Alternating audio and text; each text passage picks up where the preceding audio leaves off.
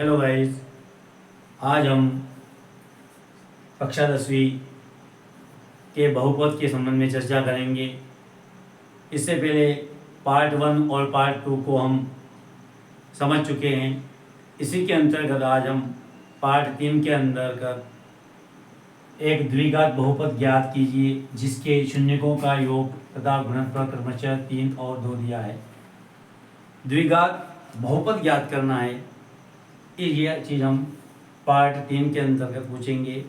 Part 1, part 2 और part 3 से मिलाकर 5 नंबर के क्वेश्चन इस अध्याय से पूछे जाएंगे। चलिए शुरू करते हैं। उससे पहले यदि आपने पाटीदार ज्ञान चैनल को सब्सक्राइब नहीं किया तो पाटीदार ज्ञान चैनल को सब्सक्राइब करिए तथा बेल आइकन प्रेस करिए ताकि आने वाली नोटिफिकेशन आपको समय पर मिलती रहे और अच्छे वीडियो का लाभ ले सकें। चलिए शुरू करते हैं कि एक द्विघात बहुपद ज्ञात करना है। अब हम एक द्विघात बहुपद ज्ञात करेंगे। हम जानते हैं द्विघात जो बहुपद होता है उसका रूप इस प्रकार का होता है ax की घात धन bx धन c। अगर इसके बराबर में 0 लिख देते हैं तो यह एक वर्ग समीकरण का व्यापक रूप हो जाता है।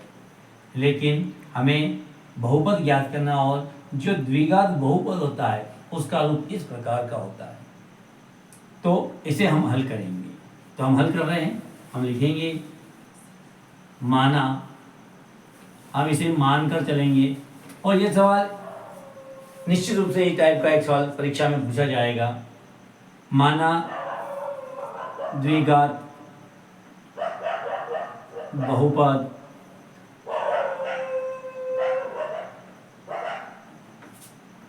ax की घात 2 धन bx धन c है तथा इनके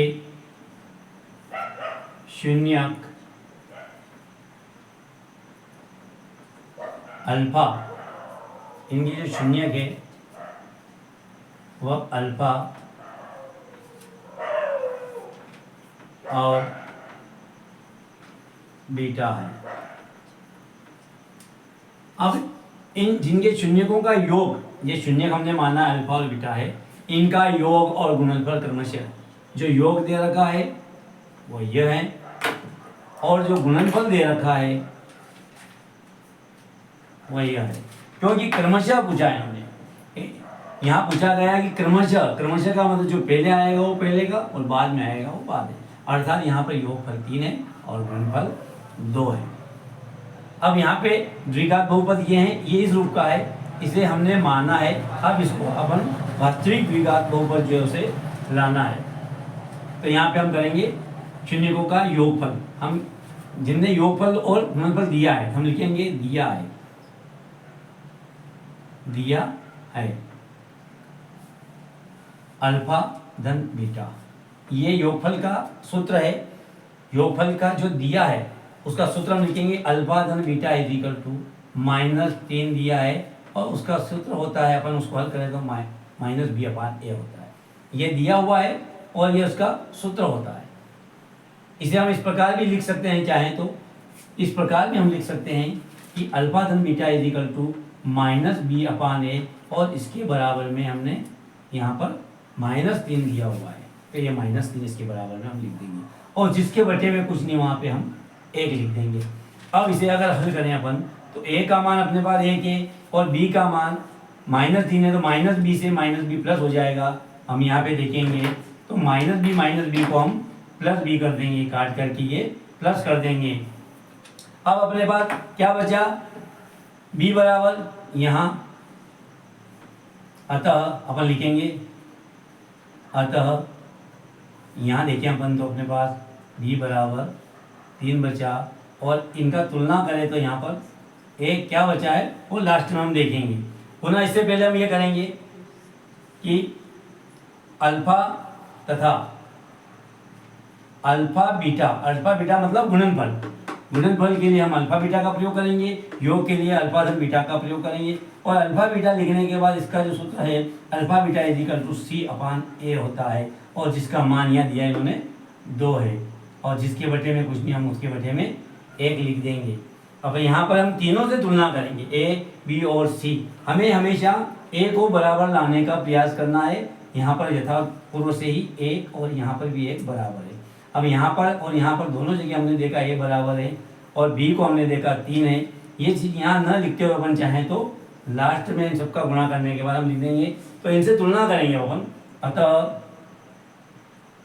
हम पाते हैं, हम क्या पाते हैं, अतः हम पाते हैं कि यदि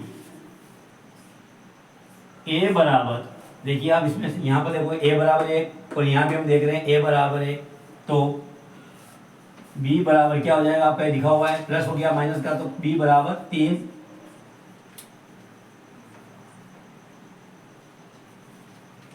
और सी बराबर हम देखते हैं, सी बराबर यहाँ पर 2 लिखा हुआ है। ये अपने पास ए, बी और सी के मान इस प्रकार अल्फा धन बीटा से और अल्फा बीटा से हमने प्राप्त किया। अब वर्ग समीकरण जो अपने समीकरण दिए उसमें मान रखना है जो द्विघात बहुपद है। अतः हम कर रहे हैं, हल कर रहे हैं। अतः जो ज्ञात करना, क्या ज्ञात करना, एक द्विघात बहुपद ज्ञात कीजिए। मेन यहाँ है अपना मुख्य चीज, देखा जाए तो एक द्विघात बहुपद ज्ञात करना है। अतः द्विघात बहुपद का सूत्र जो है वो लिखेंगे अपन, ax की घात 2 धन bx धन c। अब यहाँ पे a का मान अपने पास जो आया वो यहाँ लिखेंगे, वो a का मान 1 आया, एक x की घात 2 धन b का मान अपने पास 3 आया, हम 3x लिखेंगे, और धन c का मान अपने पास 2 आया, इसी लिख देंगे। यही आपका आंसर है, अर्थात ये आपका द्विघात बहुपद है। एक आप a का मान 1 आया, आप नहीं भी लिखे तो इसी समीकरण को याद करके आप इस प्रकार भी लिख सकते हैं, x की घात 2 धन 3x धन 2, यही आपका इसका आंसर है। इस प्रकार हम एक अन्य सवाल को भी हम समझ सकते हैं ताकि आपका पूरा क्लियर हो जाएगा। ठीक है।